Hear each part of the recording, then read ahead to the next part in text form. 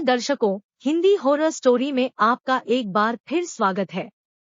मैं सैरा एलेक्स हूँ और आज हमारे पास आपके लिए एक शानदार कहानी है। इससे पहले कि हम गहराई में उतरें, सब्सक्राइब कर लें और नोटिफिकेशन बेल दबाएं ताकि आप हमारी डरावनी कहानियों को कभी न चुके। अब हिंदी डरावनी कहानियों में एक बुरे सपने की यात्रा के लिए खुद को तैयार करें। एक समय की बात है, पहाड़ियों और घने जंगल के बीच बसे एक शांत सुरम्य शहर में एमिली नाम की एक जिज्ञासु युवा लड़की रहती थी। एमिली 10 साल की थी और उसके अंदर एक अतृप्त जिज्ञासा थी जिसने उसे अनगिनत साहसिक कार्यों में प्रेरित किया। हालांकि एक साहसिक कार्य उसके जीवन को हमेशा के लिए बदल देगा। गर्मियों की एक दोपहर एमिली अपनी दादी से मिलने जा रही थी, जो जंगल के किनारे एक सदियों पुरानी झोपड़ी में रहती थी। एमिली की दादी, सुनहरे बालों वाली एक प्यारी बूढ़ी महिला, अक्सर उसे अतीत की कहानियां सुनाती थी। वह छिपे हुए खजानों और रहस्यमय रहस्यों के बारे में अजीब कहानियों का जिक्र करती थी, जिससे युवा लड़की की कल्पना जंगली हो जाती थी। वह एक गर्मी भरा दिन था जब एमिली ने अपनी दादी की अटारी का पता लगाने का फैसला किया।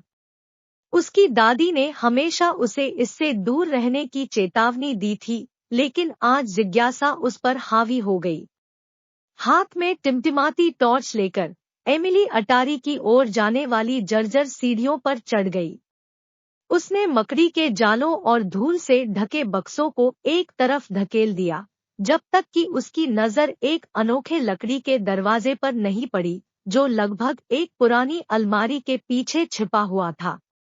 एमिली का दिल जोरों से धड़क उठा। जैसे ही उसने दरवाजा खोला, तो सभी आकृतियों और आकारों की प्राचीन गुड़ियों से भरा एक भूला हुआ कमरा सामने आया।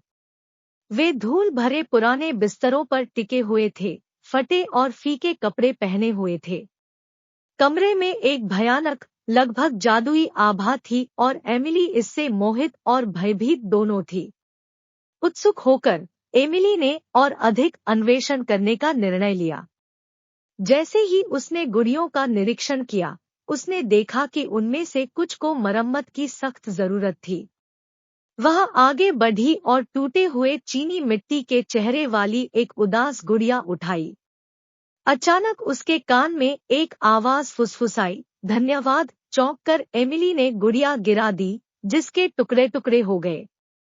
जो कुछ उसने अभी सुना उससे भयभीत और अनिश्चित एमिली को एहसास हुआ कि गुड़िया ने उससे बात की थी।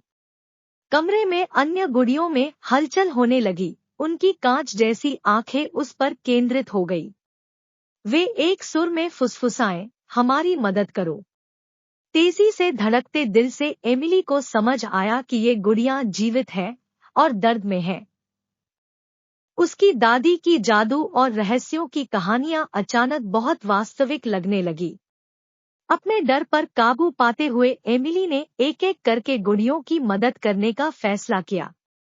उसने उनके फटे हुए कपड़ों को ठीक किया, उनके टूटे हुए अंगों को ठीक किया और उनकी कांच भरी आंखों को चमकाया। जैसे ही उसने प्रत्येक गुड़िया की मरम्मत की, वे जीवित हो गई। उनकी अभिव्यक्तियां दोहक से कृतज्ञता में बदल गई। उन्होंने एमिली को बताया कि कैसे वे दशकों से अटारी में फंसे हुए थे, इस इंतजार में थे कि कोई उन्हें आजाद कराए।